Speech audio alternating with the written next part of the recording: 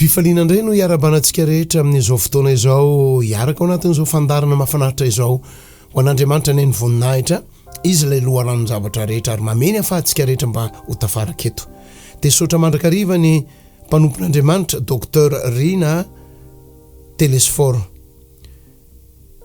Tesotra manokana ary tesotra mandrakariva ny Dr Rina Telesforo mivady nanome ahy izao mba ahafahana mifampizara amintsika menakavy izao Pst Jocelyn Ranjarison manona raba ho antsika rehetra ivavakitsika.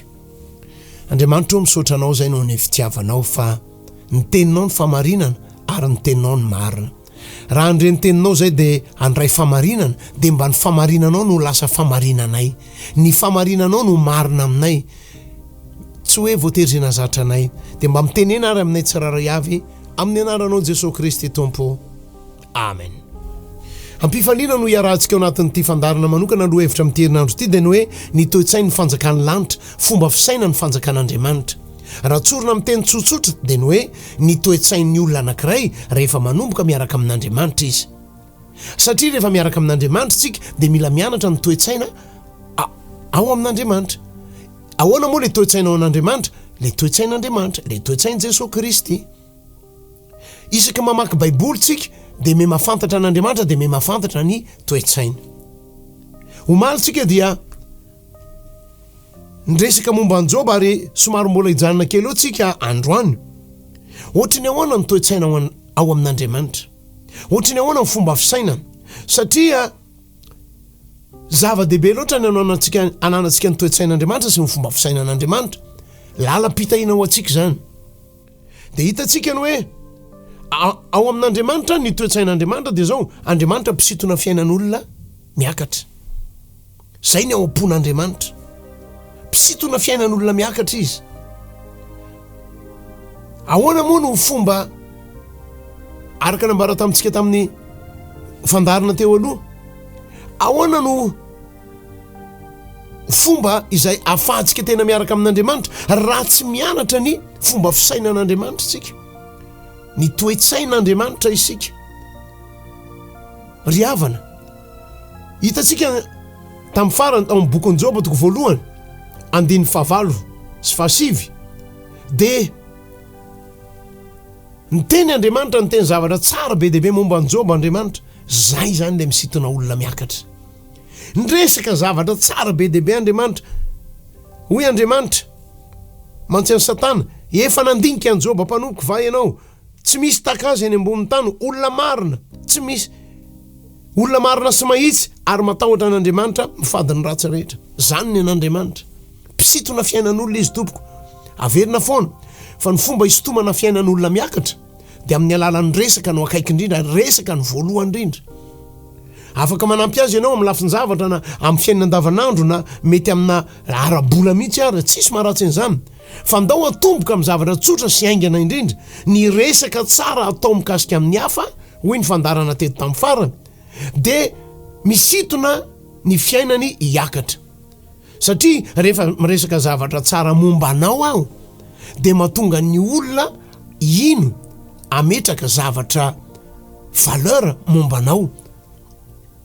Rehefa mba miresaka zavatra tsara momba ahy ianao ohatra dia lasa mba mitombo, misy hoe mino ny olona hoe ay tena mba mahafinaritra kosa zany. Dia rehefa manao zavatra ianao dia lasa mba te hiaino anao ny olona satria nisy olona hafa anankiray resaka zavatra tsara momba anao. Za mitompoko ny toe-tsaina ao amin'Andriamanitra.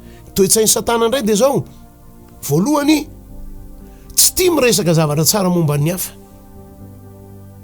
Averina ihany, tsy tia miresaka zavatra tsara momba ny hafa.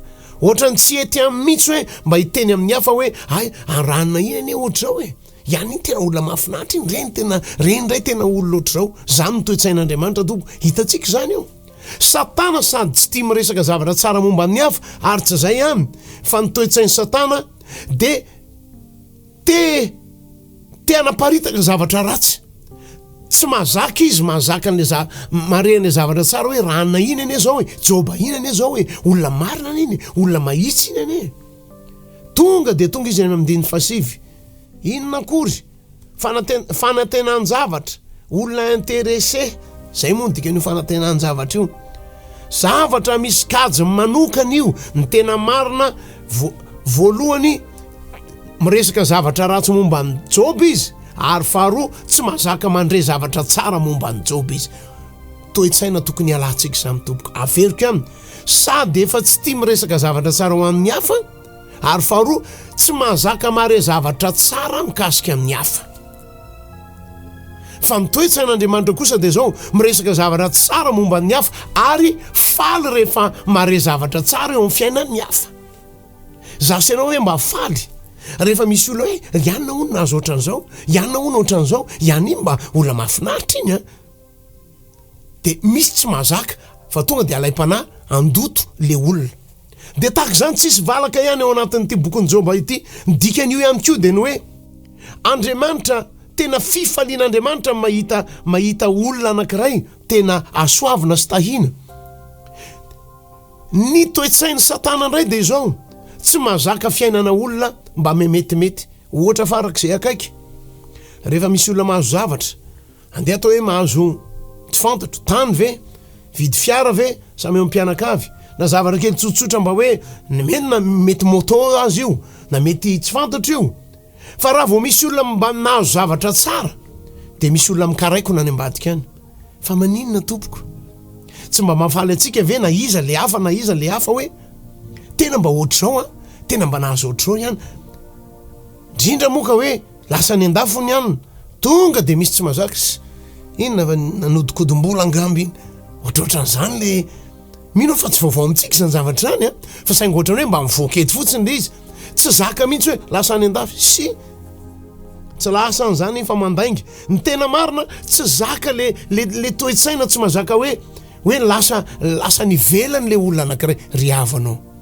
andao ilozantsika zany a fa tsy toe-tsain'ny fanjakana lanitra zany tsy toe-tsain'ny fanjakan'Andriamanitra zany dia ohatra zany ihany koa na amintsika samyntsika mpitondra fivavahana aza dia misy koa tsy mahazaka hoe raha anina ono mba nanao zavatra hanety le zavatra nataony rano nisy fiangonana ohatrao paster ohatrao nanao zavatra dia tena netina finaritra tsisy dia miresaka an'iny fa misy iny zavatra kely tsy mety ataon'iny paster iny tonga dia mety pastera ao manodidididinao ihany hoe zao ariko io le efa niteneniko anareo zany hoe efa niandry kendry taona atao zany izy ry havana andaotsika hianatra toe-tsain'i Kristy falitsika ndao hianatra iresaka zavatra tsara momba ny hafa dia faharoa andaotsika mba ho faly rehefa mare zavatra tsara ianao hoe ianona ono nahazo an'izao ianona ono lasa ohatr'izao ianona ono nahazo promotion ary andao koa tsika mba hianatra hifaly hoe misy zavatra mahomby ny hafa faly amin'ny fahombiazan'ny hafa